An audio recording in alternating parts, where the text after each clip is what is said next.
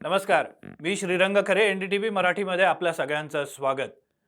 यंदाची महानगरपालिका निवडणूक, मुंबई महानगरपालिका निवडणूक ठाकरे बंधूंनी एकत्रितरित्या लढवण्याचा निर्णय घेतलेला आहे. या दोन्ही ठाकरे बंधूंनी एकत्र येत वचननामा प्रसिद्ध केला. 2026चा वचननामा आहे तो. पुढच्या 5 वर्षांसाठी जर सत्तेमध्ये आलो तर नेमकी काय काय कामं करू यासाठीचा हा वचननामा होता. मात्र असं म्हणतात की public memory is short memory, म्हणजे लोकांच्या फार काळ एक गोष्ट लक्षात राहणं मुश्किल असतं. मात्र इंटरनेटच्या गोष्टी अनेक जण विसरत नाहीत किंवा इंटरनेटवर गोष्टी अनेकदा उपलब्ध असतात. त्यामुळे थोड्याशा भूतकाळात जाऊन काही गोष्टी शोधण्याचा प्रयत्न केला. 2012 साली शिवसेनेने जो वचननामा प्रसिद्ध केलेला होता तो नेमका काय होता, त्यातली आश्वासनं 2026 येईपर्यंत पूर्ण झाली की नाही याचा आम्ही थोडासा आढावा घेण्याचा प्रयत्न केला. हे सगळं मटेरियल इंटरनेटवरनं जमा केलेलं आहे आणि त्याबद्दलची काही माहिती मिळाली, काही माहिती मिळालेली नाहीये. त्याची कारणं काय आहेत ती देखील मी पुढे सांगणार आहे. आपण सुरुवात करूया. गारगाई पिंजाळ पाणी प्रकल्प जो घोषित करण्यात आलेला होता किंवा ज्याचं वचन देण्यात आलेलं होतं 2012 साली शिवसेनेच्या वचननाम्यामध्ये, हा पाणी प्रकल्प मुंबईकरांना मुबलक पाणी मिळावं यासाठी म्हणून आपण सुरू करणार असल्याचं जाहीर करण्यात आलेलं होतं.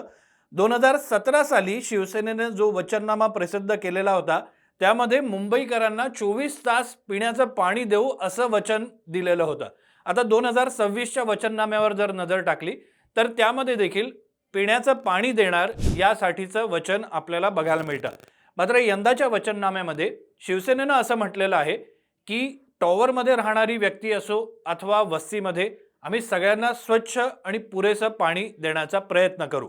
आता 2012 साली जो गारगाई पिंजाळ प्रकल्प ज्याचं वचन देण्यात आलेलं होतं तो अजूनपर्यंत पूर्ण झालेला नाहीये. आता तो पूर्णत्वास आल्याचं माहिती मिळते किंवा कळतंय. पुढचा मुद्दा, मुंबईमधल्या हवेच्या गुणवत्तेबद्दल अनेकदा बोललं जातं, मुंबईच्या प्रदूषणाबद्दल अनेकदा बोललं जातं. 2012 साली शिवसेनेनं त्यांच्या वचननाम्यामध्ये धूळमुक्त मुंबईचं आश्वासन दिलेलं होतं. आता 2026चा जेव्हा वचननामा वाचला तेव्हा देखील मुंबईच्या हवेच्या गुणवत्तेबद्दल किंवा मुंबईतल्या प्रदूषणाबद्दल उल्लेख करण्यात आलेला होता. कदाचित तो थोडासा अधिक व्यापक प्रमाणात करण्यात आलेला आहे. आता 2026 मध्ये दिलेलं आश्वासन काय आहे तर 2026 मध्ये मुंबईची हवेची गुणवत्ता सुधारण्यासाठी मुंबई पर्यावरण कृती आराखड्याची अंमलबजावणी करण्याचं वचन देण्यात आलेलं आहे. 2012 साली देखील साधारणपणे अशा स्वरूपाचं आश्वासन देण्यात आलेलं होतं आणि आता देखील काहीसं अशाच पद्धतीचं आश्वासन देण्यात आलेलं आहे. पुढचा मुद्दा, 2012 साली मुंबई महापालिकेमध्ये जर आमची सत्ता आली तर मुंबईमध्ये मुंबई क्रिकेट अकादमी म्हणजे क्रिकेट अकॅडमी सुरू करू असं आश्वासन देण्यात आलेलं होतं.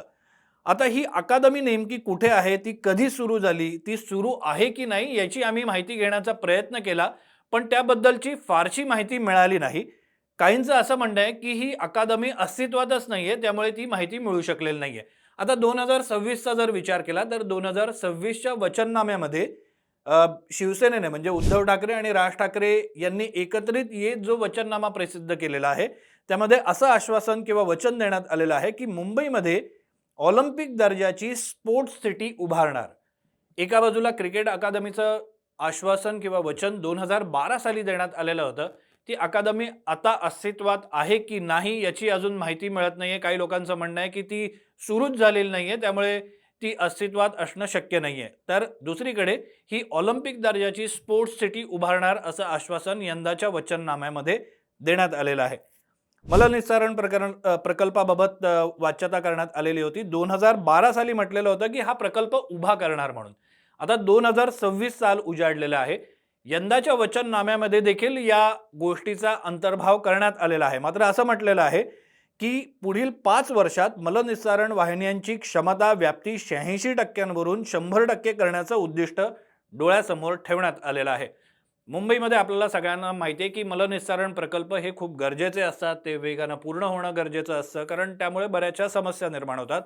आता 2012 साली एक आश्वासन दिलेलं होतं, 2026 साली ते पूर्ण झालेलं नाही असं एकूण चित्र बघायला मिळतंय. कारण व्याप्ती जी आहे, त्याच्या वाहिन्यांची व्याप्ती जी आहे ती 100% पुढच्या 5 वर्षात करण्याचं उद्दिष्ट डोळ्यासमोर ठेवण्यात आलेलं आहे.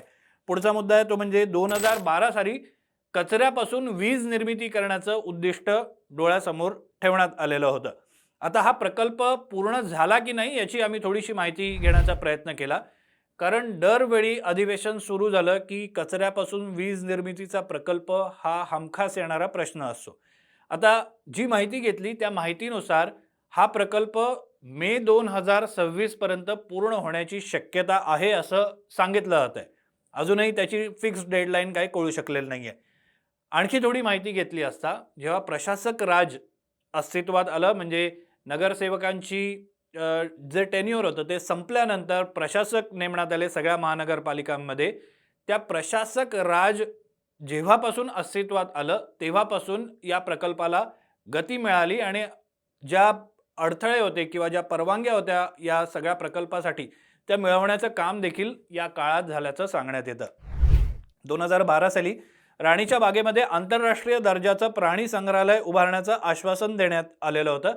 एक पेंग्विन वगळता इतर कोणताही असा प्राणी या प्राणी संग्रहालयामध्ये आलेला नाहीये की ज्यामुळे हे प्राणी संग्रहालय हे आंतरराष्ट्रीय दर्जाचं वाटावं.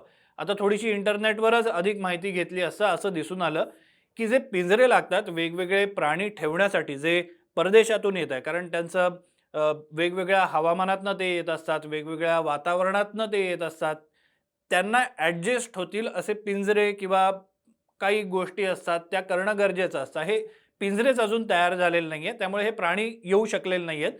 मधल्या काळात हे जे एक्झॉटिक प्राणी आहेत म्हणजे जे खूप मौल्यवान प्राणी मानले जातात किंवा नामशेष होतील अशा प्रजातीतले काही प्राणी असतात किंवा अशा स्वरूपाचे जे प्राणी इतर देशातून आणण्यात येणार होते आणि या झूमध्ये ठेवण्यात येणार होते त्यासाठीची निविदा प्रक्रिया राबवलेली होती जी वादात सापडलेली होती. मात्र हा प्रकल्प देखील अजून पूर्ण झाल्याचं आपल्याला दिसत नाहीये. हॉकर्स ग्राउंडचं 2012 साली आश्वासन दिलेलं होतं. यंदाचा जर वचननामा म्हणजे 2026चा वचननामा आपण बघितला तर पादचारी प्रथम धोरणाची अंमलबजावणी करणार असं आश्वासन देण्यात आलेलं आहे. आता या हॉकर्स ग्राउंडचं नेमकं काय झालं याबद्दलही कुठे फारशी माहिती मिळत नाहीये. मुंबईमध्ये आपण जाणतोच की सगळे फुटपाथ हे फेरीवाल्यांनी व्यापलेले आहेत आणि त्यांना त्या पदपथांवरून किंवा फुटपाथवरून हटवण्याचे अनेक प्रयत्न करण्यात आले. हॉकर्स प्लाझा देखील उभारण्यात येणार होतं. मात्र हे प्रकल्प देखील वेगाने पुढे सरकू शकलेले नाही आहेत किंवा ते पूर्णच झालेले नाही आहेत.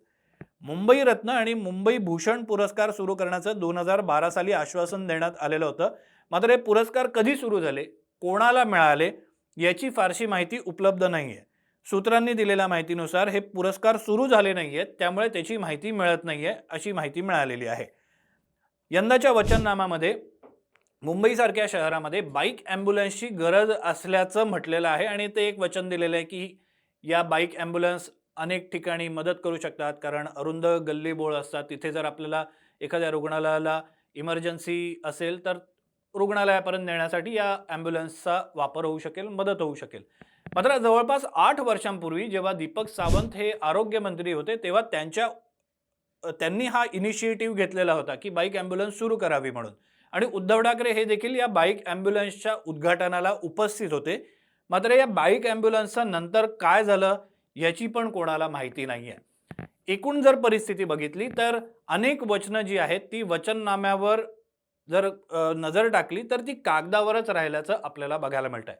विरोधकांसाठी म्हणजे जे शिवसेना उद्धव बाळासाहेब ठाकरे यांचा पक्ष आणि राज ठाकरे यांचा मनसे या दोघांची युती आणि त्याचे जे विरोधक आहेत म्हणजे सत्ताधारी राज्यामधले ते सातत्यानं उद्धव ठाकरे आणि ठाकरे बंधूंच्या या वचननाम्यावर टीका करताना दिसत आहेत की जी आश्वासनं दिली जात आहेत ती महापालिकेच्या अखत्यारीत येत नाहीत. ती एकतर पूर्ण करण्याचं काम हे राज्य सरकार करू शकतं किंवा केंद्र सरकार करू शकतं आणि जी वचनं दिलेली आहेत ती एकतर जुनी आहेत किंवा फार जुनी आहेत जी पूर्ण झालेली नाही आहेत आणि ती नव्यानं या वचननाम्यामध्ये समाविष्ट करण्यात आलेली आहे.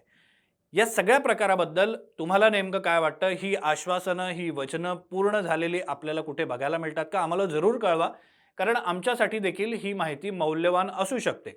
त्यामुळे तुम्हाला जर ही कुठली वचनं पूर्ण झालेली असतील तर त्याबद्दलची माहिती आम्हाला ऐकायला नक्की आवडेल. या कमेंट बॉक्सद्वारे तुम्ही आम्हाला ही माहिती कळवू शकता आणि आपला फीडबॅक जो आहे या व्हिडिओबद्दलचा तो देखील आम्हाला तुम्ही आवर्जून कळवा. सध्या जे ठाकरे बंधूंचे विरोधक आहेत, राज्यातले सत्ताधारी आहेत, ते अशी टीका करतायत की उद्धव ठाकरे हे जेव्हा किंवा त्यांचा पक्ष जेव्हा मुंबई महानगरपालिकेमध्ये सत्तेवर होता, तेव्हा त्यांनी जी आश्वासनं दिलेली आहेत किंवा आम्ही या गोष्टी करून दाखवलेल्या आहेत, असं जे ब्रँडिंग किंवा जाहिराती करतायत, त्यातल्या कुठल्याच गोष्टी पूर्ण झालेल्या नाहीयेत, अशी सातत्यानं टीका ऐकायला मिळते. खऱ्या अर्थाने जर आपण 2017चा त्यांचा जर वचननामा बघाल तर त्या वचननाम्यातल्या कित्येक गोष्टी या कॉपी पेस्ट करूनच यामध्ये घेतलेल्या आहेत. याबद्दलचं देखील आपलं मत काय आहे ते देखील आम्हाला जरूर कळवा. इथेच थांबूया. तुम्ही पाहत राहा NDTV मराठी. धन्यवाद.